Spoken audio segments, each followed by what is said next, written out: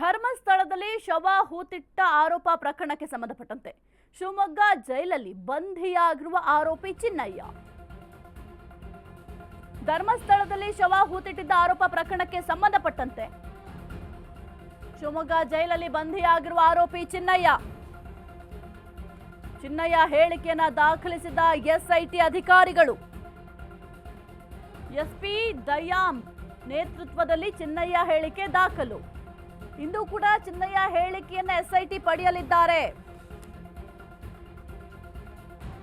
ಚಿನ್ನಯ್ಯನ ಧರ್ಮಸ್ಥಳದಲ್ಲಿ ಶವ ಹೂತಿಟ್ಟಿದ್ದ ಪ್ರಕರಣಕ್ಕೆ ಸಂಬಂಧಪಟ್ಟಂತೆ ಸದ್ಯಕ್ಕೆ ಚಿನ್ನಯ್ಯನ ಹೇಳಿಕೆಯನ್ನ ಎಸ್ಐಟಿ ಇವತ್ತು ಪಡೆಯಲಿದ್ದಾರೆ. ಯಾಕೆಂತಂದ್ರೆ ಸಾಕಷ್ಟು ದೂರುಗಳನ್ನ ಬಂದಿತ್ತು, ಮತ್ತೆ ಇದರ ಜೊತೆಗೆ ಧರ್ಮಸ್ಥಳದ ವಿರುದ್ಧವಾಗಿ ಸಾಕಷ್ಟು ಆರೋಪವನ್ನ ಈ ಚಿನ್ನಯ್ಯ ಮಾಡಿದ್ದ.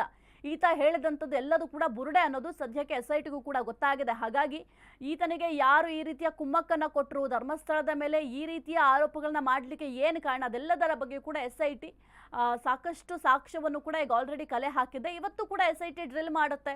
ಯಾಕೆಂತಂದ್ರೆ ಕೆಲವೊಂದಿಷ್ಟು ವಿಚಾರಗಳನ್ನ ಬಾಯಿ ಬಿಡಿಸಲೇಬೇಕಾಗಿದೆ. ಈತ ಹೇಳಿರೋದು ಎಷ್ಟು ಸರಿ ಎಷ್ಟು ಸುಳ್ಳು ಅದೆಲ್ಲವನ್ನು ಕೂಡ ಅವಲೋಕನವನ್ನ ಮಾಡಬೇಕಾಗುತ್ತೆ. ಹಾಗಾಗಿ ಇವತ್ತು ಕೂಡ ಎಸ್ಐಟಿ ಈತನನ್ನ ಎನ್ಕ್ವೈರಿ ಮಾಡುತ್ತೆ, ಕೆಲವೊಂದಿಷ್ಟು ಮಾಹಿತಿಯನ್ನ ಪಡಿತಾರೆ. ಇದರ ಜೊತೆಗೆ ಈತನ ಸಹಚರರು ಅಂತ ಏನು ಅನ್ನಿಸ್ಕೊಂಡಿದ್ರಲ್ಲ, ಈ ಒಂದು ಬುರುಡೆ ಗ್ಯಾಂಗ್ ಇತ್ತಲ್ಲ, ಈ ಬುರುಡೆ ಗ್ಯಾಂಗಿಗೆ ಸಂಬಂಧಪಟ್ಟಂತೆ ಯಾರೆಲ್ಲ ಇದ್ದಾರೆ ಅವರೆಲ್ಲರ ವಿಚಾರಣೆಯನ್ನು ಕೂಡ ಮಾಡಿದ್ದಾರೆ. ಅವರು ಕೊಟ್ಟಂತಹ ಹೇಳಿಕೆಗಳು, ಈತ ನೀಡಿರುವಂತಹ ಹೇಳಿಕೆಗಳು ಅದೆರಡನ್ನೂ ಕೂಡ ತಾಳೆ ಹಾಕಿ ನೋಡ್ತಾರೆ. ಅದಾದ ನಂತರ ಅವರು ಕೊಟ್ಟಂತಹ ಹೇಳಿಕೆಯನ್ನ ಮುಂದಿಟ್ಟು ಈತನ ಮುಂದಿಟ್ಟು ಪ್ರಶ್ನೆಯನ್ನ ಮಾಡ್ತಾರೆ. ಈತ ಕೊಡ್ತಾ ಇರುವಂತಹ ಹೇಳಿಕೆಗಳನ್ನ ಏನು ಉಳಿದವರಿದ್ದಾರೆ ಅವರ ಮುಂದಿಟ್ಟು ಅವರನ್ನ ಪ್ರಶ್ನೆ ಮಾಡುವ ಕೆಲಸವನ್ನು ಕೂಡ ಎಸ್ಐಟಿ ಅವರು ಮಾಡ್ತಾರೆ. ಸದ್ಯಕ್ಕಂತೂ ಚಿನ್ನಯ್ಯನ ಹೇಳಿಕೆಯನ್ನ ದಾಖಲು ಮಾಡ್ತಾ ಬಂದಿದ್ದಾರೆ.